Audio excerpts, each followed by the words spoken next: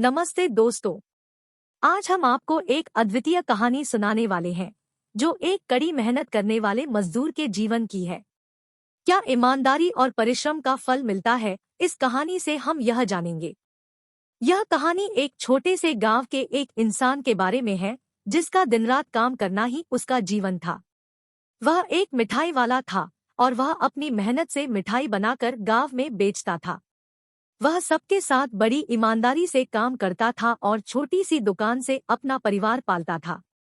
कई बार ऐसा भी होता था जब उसकी दुकान पर एक भी ग्राहक नहीं आता था और उसके परिवार को वह बहुत मुश्किल से खाना दे पाता था।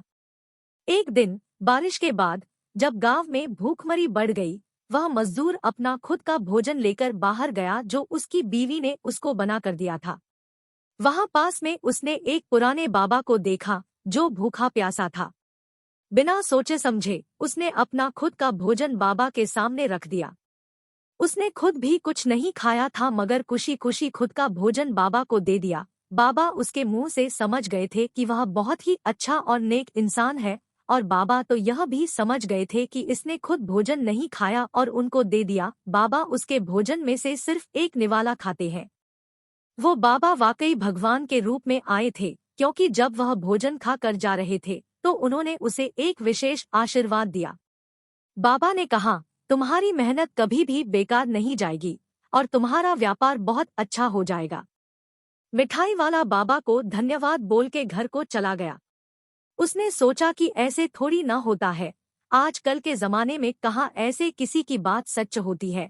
मगर उसको यह बात की खुशी थी कि उसने एक भूखे व्यक्ति की दिल से मदद की। उसे पाता है कि बाबा ने खाली एक निवाला ही खाया मगर उसने अपनी तरफ से उनकी जितनी मदद हो सकती थी उतनी करी। वह यह बात से खुश था। अगले दिन वह अपनी दुकान पर पहुंचा और रोजाना की तरह काम करने लगा, मगर आज भी उसकी दुकान में कोई ग्राहक नहीं था। वह पहली बार निराश हो गया था क्योंकि उसे अंदर से एक उम्मीद थी कि शायद कुछ चमत्कार होगा। और तभी एक सेठ उसकी दुकान पर आता है और बोलता है कि तुम्हारी दुकान की जो सबसे अच्छी मिठाई है वो 200 किलो पैक कर दो, कल हमारे यहाँ शादी है और हमें सबसे अच्छी मिठाई चाहिए। मिठाई वाला बहुत खुश हो जाता है और बहुत मेहनत करके 200 किलो मिठाई सेठ को दे देता है। उसकी मिठाई शादी में लोगों को बेहद पसंद आती है और सभी सेठ से पूछते हैं कि यह मिठाई कहाँ से ली। सेठ उसकी दुकान का पता बता देते हैं और कहते हैं कि वह मिठाई वाला वाकई में बहुत अच्छा और ईमानदार इंसान है। सेठ की यह बात सुन के सभी लोग उस मिठाई वाले से मिठाई लेने लगते हैं और धीरे धीरे उसकी दुकान बहुत चलने लगती है। कुछ समय बाद उसकी मिठाइयाँ गांव के लोगों के बीच इतनी पॉपुलर हो गई कि गांव में उसकी मिठाई की बातें होने लगी। वह अब अपनी दुकान को बड़ा करने का सपना देख रहा था। बाबा के आशीर्वाद ने न केवल उसके व्यापार को बढ़ावा दिया बल्कि उसके साथ साथ उसके परिवार की भी जिंदगी को सजाया। वह अब आराम से अपने परिवार को पाल सकता था और उसने अब अपने बच्चों के सपने पूरा करने और उनके अच्छे भविष्य के लिए उन्हें अच्छे स्कूल से पढ़ाई कराने का निर्णय लिया।